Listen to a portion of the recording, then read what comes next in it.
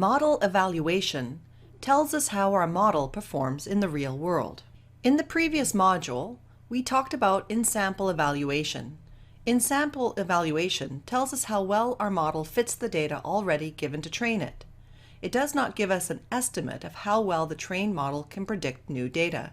The solution is to split our data up, use the in-sample data, or training data, to train the model. The rest of the data, called test data, is used as out-of-sample data. This data is then used to approximate how the model performs in the real world.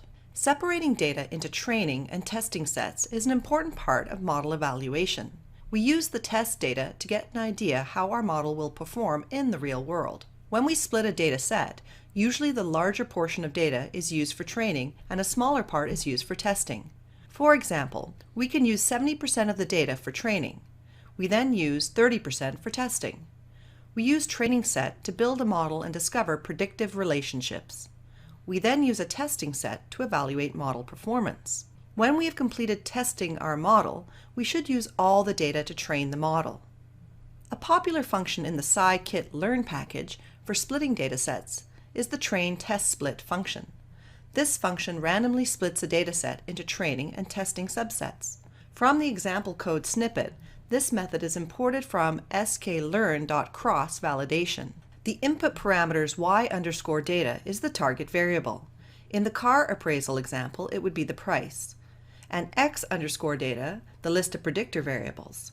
In this case, it would be all the other variables in the car data set that we are using to try to predict the price. The output is an array, x_train and y_train. The subsets for training, x_test and y_test, the subsets for testing. In this case, the test size is a percentage of the data for the testing set. Here it is 30%. The random state is a random seed for random data set splitting. Generalization error is a measure of how well our data does at predicting previously unseen data. The error we obtain using our testing data is an approximation of this error. This figure shows the distribution of the actual values in red compared to the predicted values from a linear regression in blue. We see the distributions are somewhat similar. If we generate the same plot using the test data, we see the distributions are relatively different. The difference is due to a generalization error and represents what we see in the real world. Using a lot of data for training gives us an accurate means of determining how well our model will perform in the real world. But the precision of the performance will be low. Let's clarify this with an example. The center of this bullseye represents the correct generalization error. Let's say we take a random sample of the data using 90% of the data for training and 10% for testing. The first time we experiment, we get a good estimate of the training data. If we experiment again, training the model with a different combination of samples, we also get a good result. But the results will be different relative to the first time we run the experiment. Repeating the experiment again with a different combination of training and testing samples, the results are relatively close to the generalization error, but distinct from each other. Repeating the process, we get good approximation of the generalization error, but the precision is poor, i.e., all the results are extremely different from one another. If we use fewer data points to train the model and more to test the model, the accuracy of the generalization performance will be less, but the model will have good precision. The figure above demonstrates this.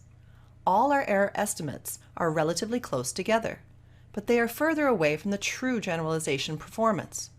To overcome this problem, we use cross-validation. One of the most common out-of-sample evaluation metrics is cross-validation. In this method, the data set is split into k equal groups. Each group is referred to as a fold. For example, 4 folds. Some of the folds can be used as a training set, which we use to train the model, and the remaining parts are used as a test set, which we use to test the model. For example, we can use 3 folds for training, then use 1 fold for testing. This is repeated until each partition is used for both training and testing. At the end, we use the average results as the estimate of out-of-sample error. The evaluation metric depends on the model. For example, the R-squared. The simplest way to apply cross-validation is to call the cross_val_score function, which performs multiple out-of-sample evaluations. This method is imported from scikit-learn's model selection package. We then use the function cross_val_score.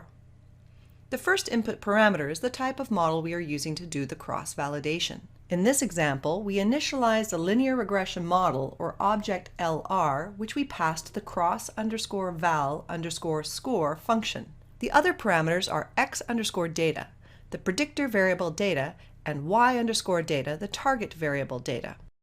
We can manage the number of partitions with the CV parameter. Here, CV equals 3, which means the dataset is split into 3 equal partitions. The function returns an array of scores, one for each partition that was chosen as the testing set.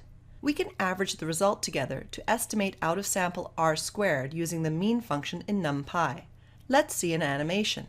Let's see the result of the score array in the last slide. First, we split the data into 3 folds. We use 2 folds for training, the remaining fold for testing. The model will produce an output. We will use the output to calculate a score. In the case of the r², i.e. coefficient of determination, we will store that value in an array. We will repeat the process using 2 folds for training and 1 fold for testing. Save the score, then use a different combination for training and the remaining fold for testing. We store the final result. The cross-val_score function returns a score value to tell us the cross-validation result. What if we want a little more information? What if we want to know the actual predicted values supplied by our model before the r² values are calculated? To do this, we use the cross_val_predict function.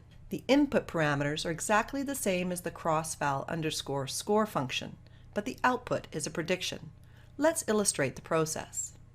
First, we split the data into 3 folds. We use 2 folds for training, the remaining fold for testing. The model will produce an output, and we will store it in an array. We will repeat the process using 2 folds for training, 1 for testing.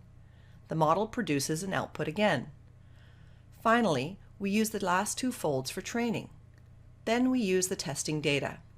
This final testing fold produces an output. These predictions are stored in an array.